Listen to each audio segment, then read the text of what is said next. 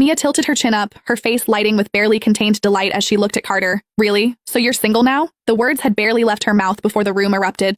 Oh my god, I'm literally shipping them so hard right now. This is what soulmates look like. They went their separate ways, but the right person always comes back around. I would trade 10 pounds off my body to see these two get together. Amid the noise and excitement, Samuel, the same guy who'd called me shameless earlier, glanced my way. Something like pity flickered in his eyes. He passed by me, let out a sigh, and shook his head. You asked for it. I sank back into my chair, boneless. Never, not once, had I imagined Carter would humiliate me like this at a class reunion. That he'd look me in the eye and deny everything with his own mouth. The mocking voices around me only grew louder. Oh, so that's who she is. Just an ex-girlfriend who couldn't make the cut. The way she was acting, I half expected her to claim she was the great Carter Delgado's wife. Please, has she looked in a mirror? As if she could ever be good enough for him. I lowered my gaze to the wedding ring on my left hand, tracing it with my thumb. What a joke I am. Mia must have noticed how pale I'd gone. She shot me a look dripping with triumph, then picked up her glass and sauntered over. Serena, I know what happened back then must still sting. But love is like that, isn't it? When it's real, not even the gods can stand in the way. Carter just admitted it himself. He dated you. But you two weren't right for each other. Otherwise, why would you have broken up? Don't you think? She clinked her glass lightly against mine, her smile radiant. Bottoms up for me. You drink as much or as little as you'd like. Then she tipped her head back and drained every drop. I sat there, motionless. The only time Carter came near me was when he made the rounds, toasting everyone.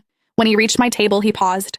He looked at me for a long, quiet moment. Then, under the pretense of clinking glasses, he leaned in close and dropped his voice. Serena, be smart about this. Don't make things awkward for Mia. I stared back at him, my gaze ice cold. But Carter had already looked away, drifting back to Mia's side. The two of them talked and laughed together. I couldn't remember the last time I'd seen Carter's eyes crinkle like that. His smile so easy and unguarded. It didn't take long. Their classmates started egging them on to share a lover's toast. Everyone at the table who had no idea Carter and I were married was cheering them on like it was the event of the century.